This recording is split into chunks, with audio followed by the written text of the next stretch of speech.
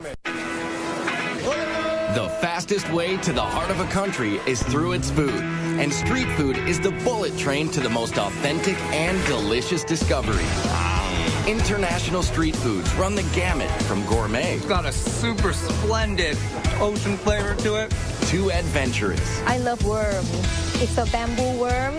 Indulging in street foods is like learning a new language. After a good night drinking with your friends, you gotta eat a broodje zoutvlees. And once you try it, there's no going back.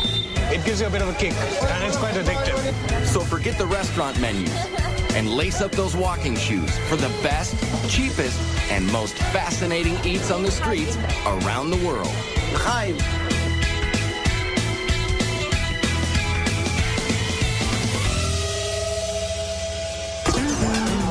Food. It's the #1 reason people like to travel, and the best place to find it is on the streets. There's no better place to rub elbows with the locals and grab a bite that's fast, inexpensive, and speaks volumes about the culture. From Mopani worms in Namibia to hot dogs and pretzels in New York. Street foods reflect the essence of a place. Scoop up a camel spleen sandwich in Morocco, and you're digging into a piece of Berber history. Bite into spicy rabbit heads in China, and you're overwhelmed by the Sichuan tradition of spicy and bold flavors. They're mouth-watering, portable, and cheap. Like the best jerk chicken you'll ever eat from a stand in Kingston, Jamaica for a couple of bucks. Vendors are magicians with just a cart, a grill, and a few fresh cuts of meat and spices. While food trucks are revving up in the United States, street foods have been around for centuries throughout the rest of the world. So we travel across the globe to Jerusalem for snacks as old as the Bible, to Berlin and Amsterdam for sweet and savory flavors from Europe, and to Tokyo, Hong Kong, and Mumbai, dishing up everything from eel kebabs to stinky tofu. And we start in Mumbai, India. It's the largest open-air kitchen in the world. Sizzling hot, crazy loud, fast, and always cheap. Capable of serving, get this, more than 20 million people a day. Mumbai is India's most populous city, a magnet for people and foods from all over the country. You'll get a taste of every part of India on the streets of Mumbai. You won't get that anywhere else. Kalyan Karmakar is a market researcher, but his passion is blogging about street food of his native India. Warm temperatures and dirt-cheap food carts bring practically everyone outdoors to socialize and eat at the numerous cow gullies, which means eat streets. And like this cow gully in the Fort Commercial District, there are always stands noisily cooking up pav bhaji. Pav bhaji is a cross between vegetable stew and gravy served with hot buttered rolls. The base starts with potatoes hand-mashed in butter, along with diced tomatoes, onions, peas, and peppers. And then he's going to add his red masala and then spices and then a touch of lime. It originated to feed textile mill workers in the 1890s. So in India, we don't use spoons all the time. We use like our breads, our hands. It's really delicious. For me, it's really all about the butter. The price is easy to swallow too, just $1 for a plateful. A lot of the food in Mumbai is vegetarian because 80% of the population is Hindu. They consider cows to be sacred, but they do have their burgers. Bombay burgers, that is, otherwise known as vada pav. We call it vada pav. For you, it's Bombay burger. Mumbai's favorite food. It has no meat. It's just a carb fest of potatoes and spices mashed in a ball, coated with chickpea flour and deep fried. The vada pav sells for about 10 cents. Locals eat it for every meal. If you want to taste real Mumbai food, it's on the streets, available on the streets. Yeah. No need to go to a 5-star or any posh restaurant. Well, maybe, but it's better if you're weaned on a very spicy diet. The Bombay burgers come with complimentary chili peppers, which would destroy adventurous eaters in most parts of the world. But not here. No, because we've grown up on this. So, you know, after this, like habanero peppers of Mexico, those are like kid stuff. Like, we can have that in our sleeve. No doubt about it, the street food scene in Mumbai is gritty.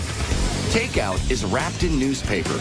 Everyone cooks, serves, and eats with their right hand. And sanitation issues make the tap water unsafe to drink, especially for Westerners. It's why most visitors pass up raw fruits, vegetables, and drinks.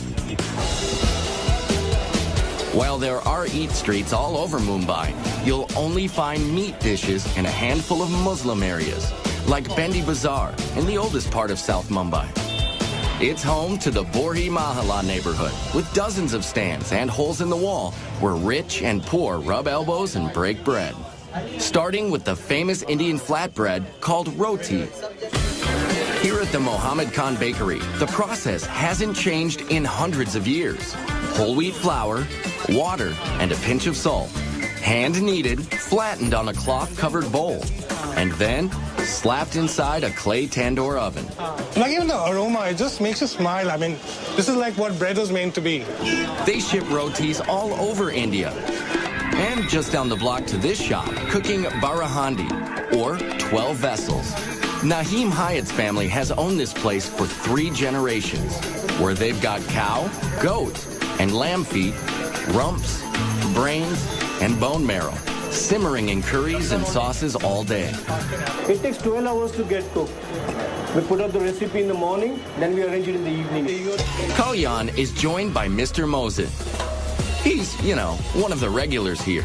And now we are going to start and we'll let you know how. So it's chota ka paya, and paya means trotters. Trotters. Paya means trotters. That's goat feet to you and me. This is the marrow. We suck out the marrow out of bones, but they've done it for us. So you just got this like marrow over here, and you dip your roti into it, take it out. This is to be eaten with our hands, not with a knife or a fork. Yeah. And you sort of dunk it in. Yeah. So let's do that. Fond of such food. I love it. You've got a meaty flavor, so it's very, very decadent and sinful. And the slow cooking makes the meat literally melt off the bone, even a tailbone. Look at this. I mean, it's like one of Mr. Mohsin's mattresses. I mean, like it's like softer than a feather mattress. Fantastic. Good. There aren't many places like this left as younger consumers want faster foods. But for lots of Mumbaikers, the most popular spots for street foods and socializing are Mumbai's beaches. It's what life was before malls were developed. So it's really the malls for most of Mumbai. And here at Juhu Beach, people come for the cool breezes and the chots, or snacks. These are made of puri, fried flour dough, some flat, some formed into hollow balls, all topped with variations of potatoes, chutney relishes, and spices. It's a little bit spicy, but it's a tasty food. It's a mix-up of all the vegetables, tomato, onion, and all, so it's very yummy. The variations are as endless as the streams of locals and tourists walking along the sand. Yeah, I'm not too good with spice, so I have to try and find things that aren't too hot. This isn't too hot, so it's good. Got like skewers and stuff off the stick, they're beautiful. But yeah, a lot of veggies as well, it's good. And desserts as well, there's a lot of excellent desserts. Desserts, like the gola, crushed ice, doused with several different flavors of tart and sticky syrup. There's just no neat way to eat these things. Or a faluta. You can get them in different sweet flavors. This one is rose, mixed with noodles, seeds, milk, and ice cream.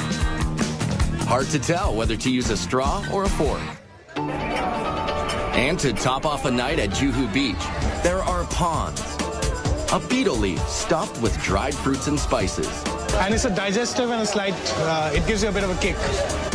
And if the mildly addicting stimulant in the beetle leaves isn't enough of a kick for you, get this. They dress them with a thin layer of real silver, just for show.